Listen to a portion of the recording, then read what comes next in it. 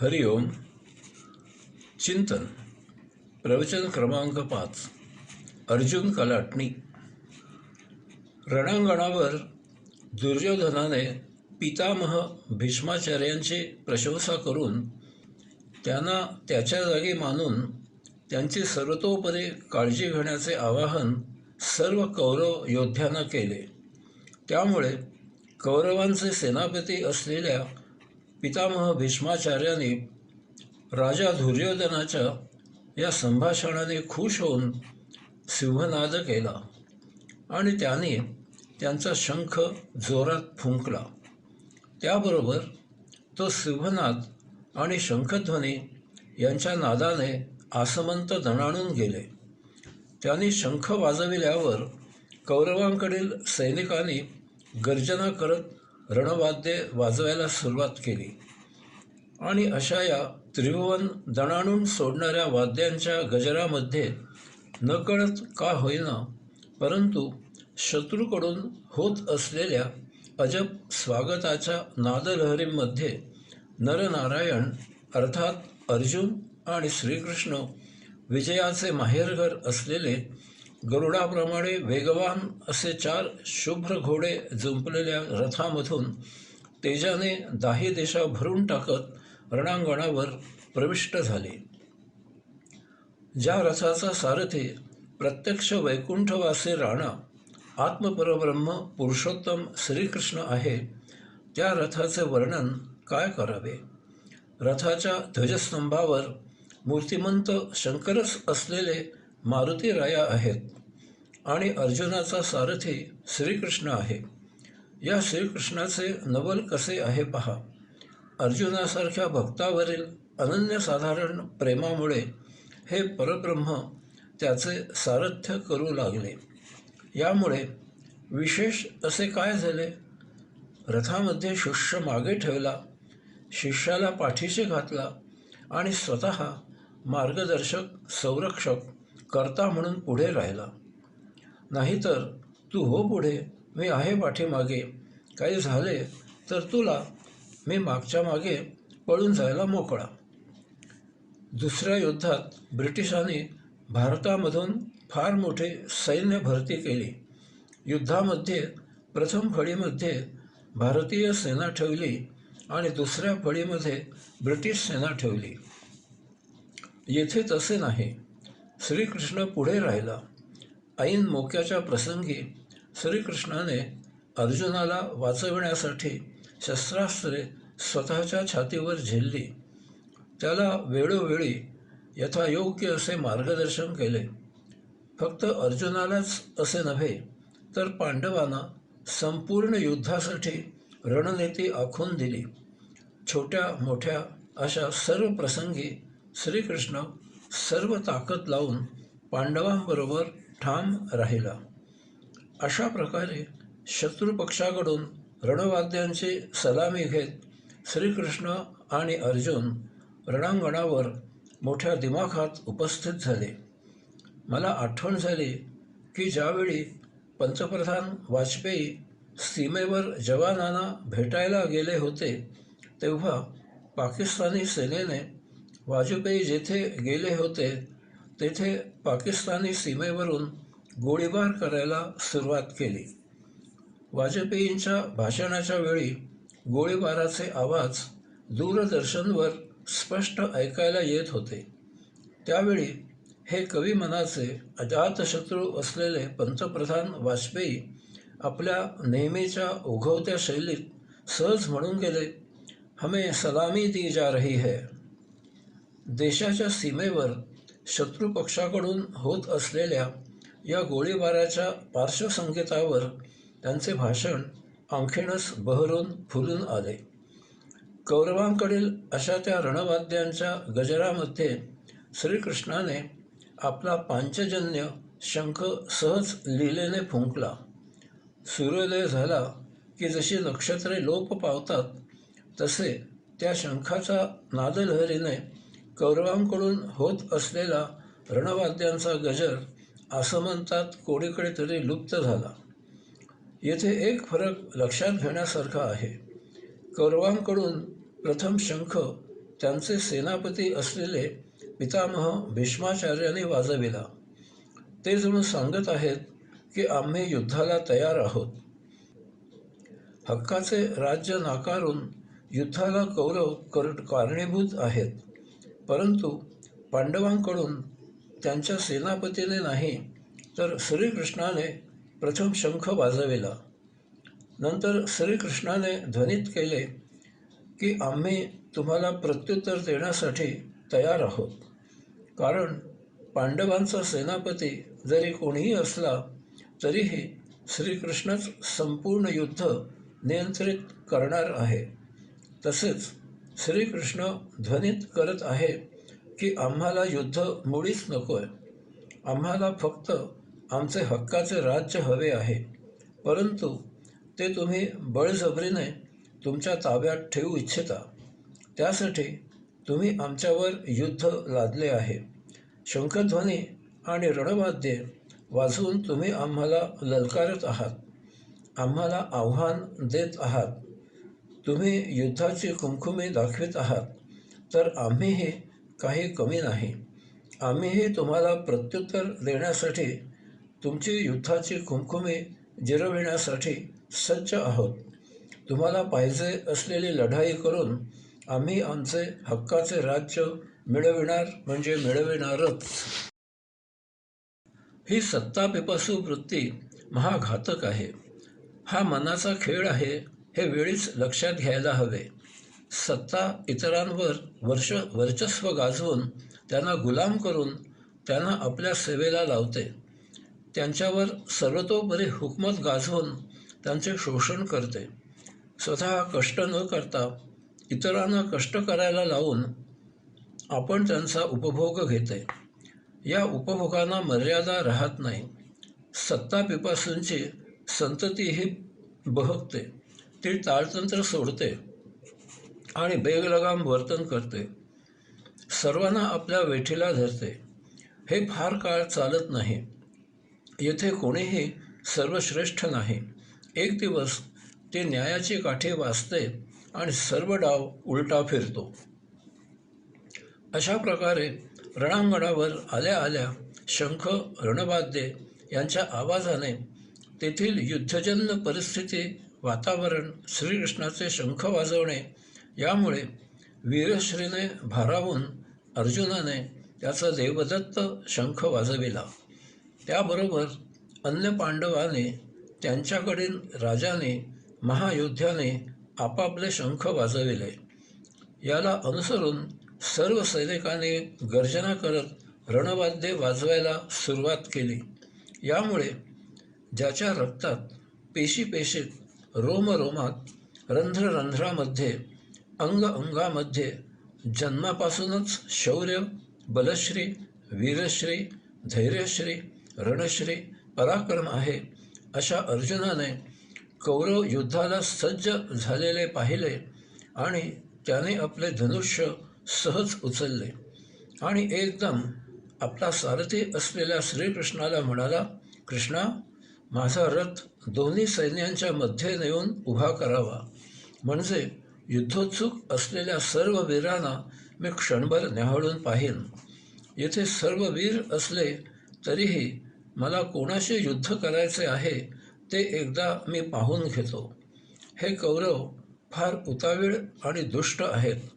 त्यांच्या अंगात पराक्रम नाही आणि तरीही त्यांना युद्धाची खुमखुमी आणि हौस आहे.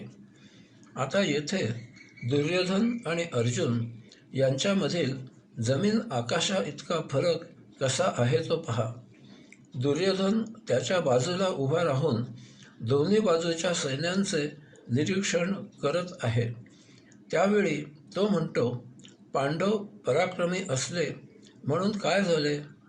त्यांच्यापेक्षा माझ्या बाजूला जास्त सैन्य आहे. पांडवांना हरवणारे महायोद्धे आहेत. माझे सैनिक माझ्यासाठी प्राण द्यायला तयार आहेत. म्हणजे दुसऱ्याचे राज्य बलात्काराने स्वतःच्या ताब्यात ठेवण्यासाठी इतरांचे प्राण गेले तरी चालेल, परंतु पांडवांचेही राज्य माझ्या ताब्यात यायला हवे. असेच हे रजतो तमोगुणी असतात. त्यांना त्यांच्या स्वार्थापुढे, उपभोगांपुढे अन्य जीव तुच्छ कवडी समान असतात.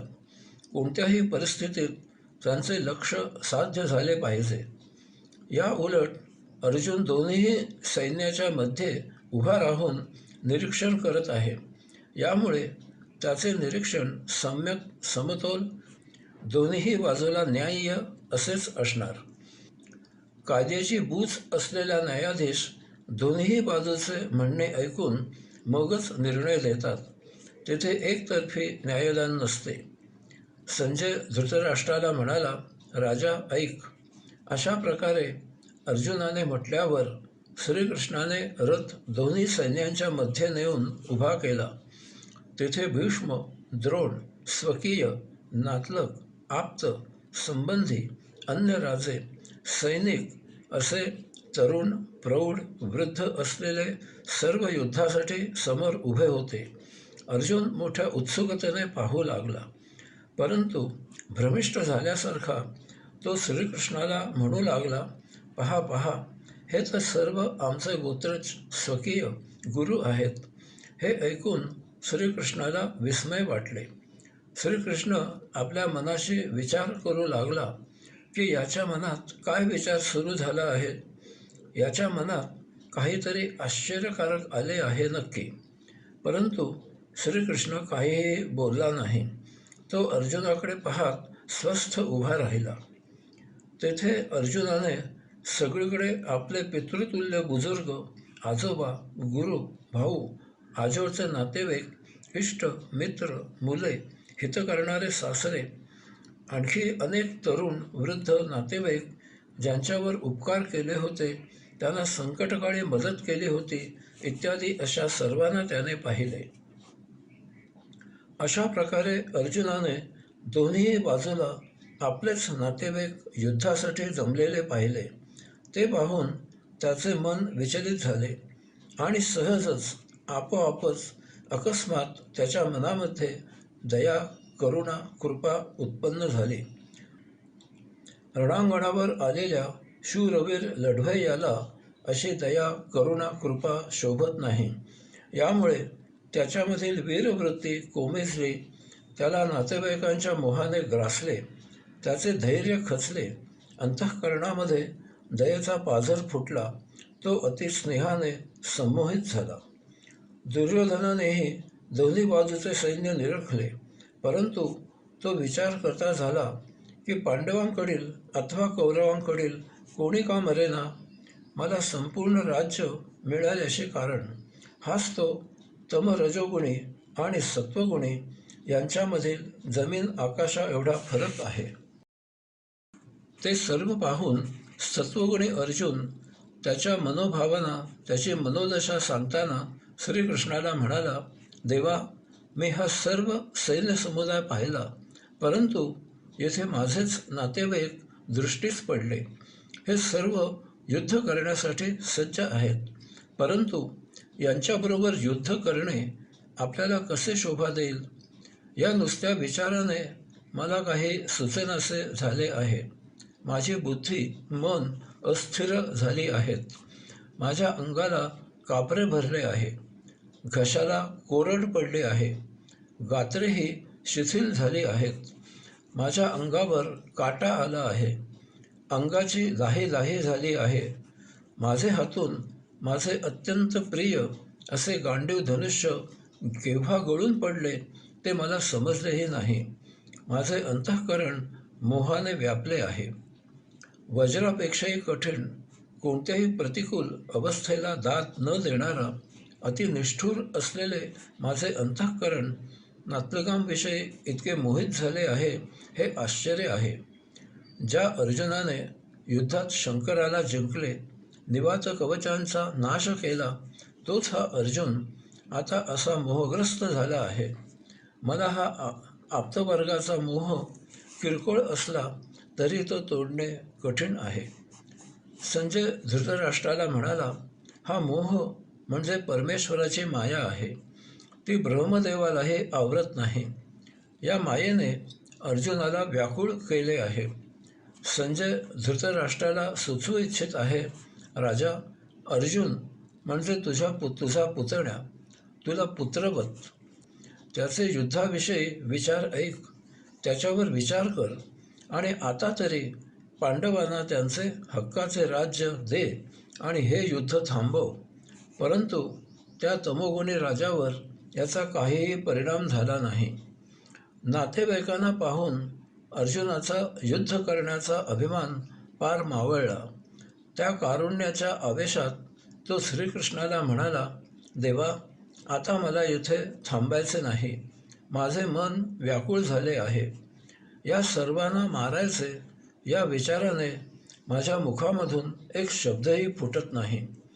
आणि आतापर्यंत जो रथरूपी अर्जुन युद्धसन्मुख होता, युद्धाच्या दिशेने वेगाने पुढे पुढे दौडत होता, त्या रथरूपी अर्जुनाने आता उलट बाजूला वळण घेतले, यू टर्न घेतला. पांडवांची ज्या योद्ध्यावर सर्वात जास्त भिस्त आहे तो आता ऐन युद्ध सुरू होण्याच्या क्षणी युद्ध न करण्याची भाषा बोलत आहे. रणांगणावरून निघून जाण्याची भाषा बोलत आहे. हीच ती अर्जुन कलाटणी आहे. अर्जुन टर्निंग पॉईंट आहे. रजोगुणी माणसाचे मन कसे असते ते पहा. आतापर्यंत अर्जुनाने श्रीकृष्णाला त्याची वैयक्तिक परिस्थिती काय झाली आहे ते सांगितले, परंतु एवढ्यावरच तो थांबला नाही. तर आता त्याने श्रीकृष्णापुढे काही मानसिक, बौद्धिक, वैचारिक, कौटुंबिक, सामाजिक इत्यादी स्वरूपाचे प्रश्न आणि मुद्दे उद्घृत केले आहेत. 1. जर कौरवांना ठार मारावे असे असेल तर मग युधिष्ठिरासह अन्य पांडवांना का ठार मारू नये? कारण दोन्हीही माझेच गोत्रज आहेत. आम्ही एकाच कुळात जन्माला आलो आहोत. 2. युद्धाने पातक करून आमचे कोणते काम खोळंबिले आहे? 3. या सर्वांना ठार मारून आम्ही राज्योपभोग घ्यायचा हे कितपत योग्य आहे? 5. वाडवडिलांचे अहित करायचे असेल तर आम्ही जन्माला तरी कशाला यायचे? 5. कुळामध्ये अपत्य जन्माला यावे आणि त्याने आपला घात करावा हीच जन्माला घालणाऱ्यांमध्ये वडीलधाऱ्यांची इच्छा असते काय? 6. वडीलधाऱ्यांसाठी आपले मन कठोर करणे हे योग्य की त्यांना सौख्य देणे योग्य? 7. आम्ही जे जे मिळवावे त्याचा त्यांनी उपभोग घ्यावा, आम्ही त्यांच्या कामी यावे हेच योग्य आहे ना? 8. देवा, अशा परिस्थितीत मी या जीवलगांवर शस्त्र कसे धरू? 9. माझ्यावर ज्यांचे अनंत असाधारण उपकार आहेत त्या भीष्म, द्रोण यांना, तसेच माझे सर्व नातेवाईक, गोत्रज, आप्त, स्वकीय यांना मारण्याचा नुसता विचार करणे तरी बरोबर आहे का? 10. असे अनुचित कर्म करून आमचा आदर कोण करेल? 11. आम्ही मान वर करून तुझ्याकडे तरी पाहू शकू का? 12. कुलक्षयाचे पातक करून आम्ही मुक्तीसाठी तुला कसे कोठे शोधू? 13. कौरव मदमस्त, उन्मत्त होऊन युद्धाला प्रवृत्त झाले. त्यांना हे समजत नाही, परंतु आम्हाला हे समजते. मग आम्ही आप्तजन ठार कसे मारावे? 14. देवा, लाकडावर लाकूड घासले की अग्नी उत्पन्न होतो आणि तो दोन्हीही लाकडे जाळतो. असे आम्ही दोन्ही कुळांनी एकमेकांना ठार करून कुलाचा नाश करणे योग्य आहे का? 15. कुलाचा नाश झाल्यावर कुलधर्म लोप पावतो. इंद्रिय स्वैर वर्तन करतात. तेव्हा कुलीन स्त्री पुरुष भ्रष्ट होतात. धर्म समूळ नष्ट होतो. 16. अशामुळे लोकाचारही बिघडतो. संगतीने समाज अधोगतीला जातो. 17. एवढे करून ज्या देहाने सौख्य उपभोगायचे तो देह तर नाशिवंत आहे, मग असा मोह टाळणेच योग्य. अशा प्रकारे काही प्रश्न, काही मुद्दे श्रीकृष्णासमोर व्यक्त करून अर्जुन श्रीकृष्णाला म्हणाला, मला हे युद्ध करणे योग्य वाटत नाही.